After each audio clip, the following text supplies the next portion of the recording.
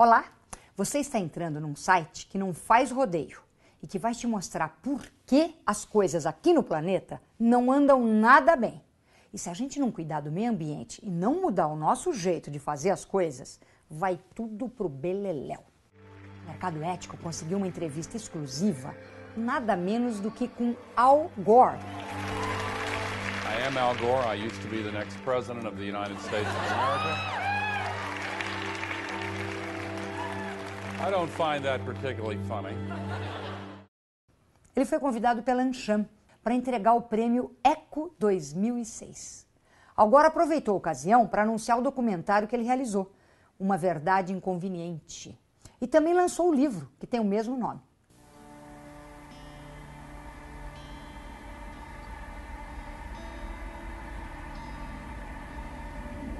I've seen scientists who were persecuted. Para o Gore, vivemos hoje uma crise global que está colocando em risco a nossa própria capacidade de seguir vivendo. If you look at the 10 hottest years ever measured, they've all occurred in the last 14 years. And the hottest of all was 2005.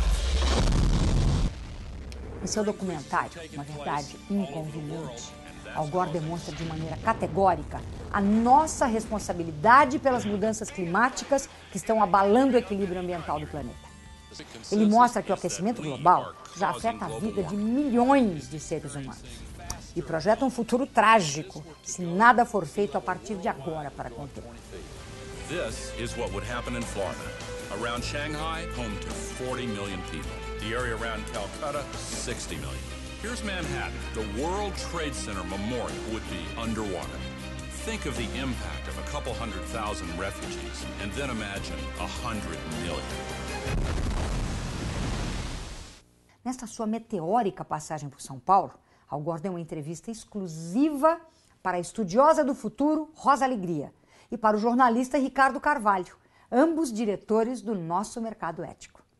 Na entrevista, Gore destacou a responsabilidade das organizações empresariais e dos meios de comunicação na busca de caminhos mais sustentáveis para a vida no planeta. Vamos assistir juntos?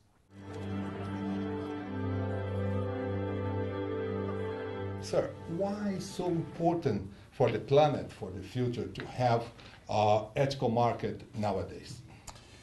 Well, the marketplace is one of the principal ways we decide what kind of future we want. And if we don't make careful choices, then the rules of the marketplace can push us toward results that we don't want, or that we don't like. There was a psychologist once named Abraham Maslow, famous for the study of what's valuable and what's not.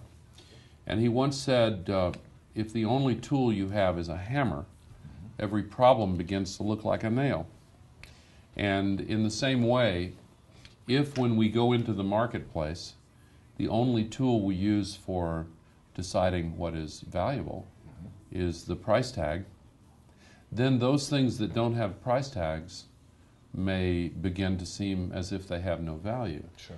And the economists have a word, externalities, that they use to describe all those things that don't have price tags, that they don't want to follow very carefully.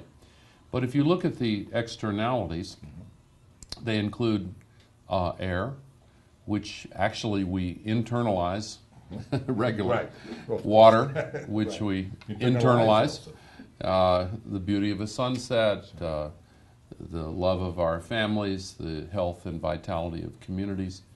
These are all things that are important to us, and since the marketplace is also very important to us for our livelihood and for deciding how to allocate resources and how to value work and how to distribute goods and services, it's important to try to find ways to get the marketplace to operate effectively in its own economic terms but to operate in ways that actually take into account these things that are sometimes ignored by the strict rules of classical economics because those rules are faulty.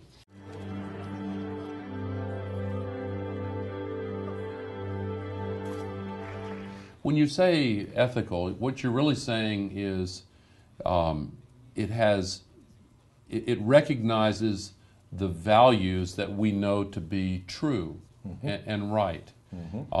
For example, we don't want products in the marketplace that are harmful to young children. Sure. Just to use that one example, it would be unethical to have the mass marketing of products that hurt children.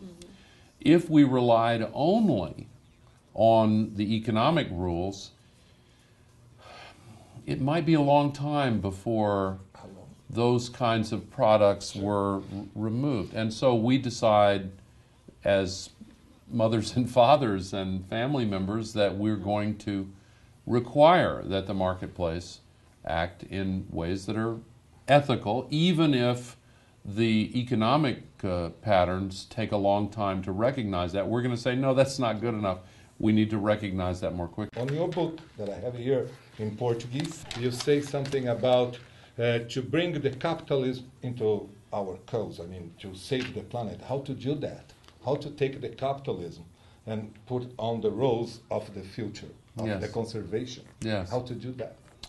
Well, there are many ways to do it, and the good news is that a lot of companies, a lot of CEOs are now learning that they can make profits if they recognize these values and behave in ways that are ethical for the planet, that people want to buy their products. Sure. Because what they're buying is not only the physical matter of the product, they're buying a set of feelings that they have about that product.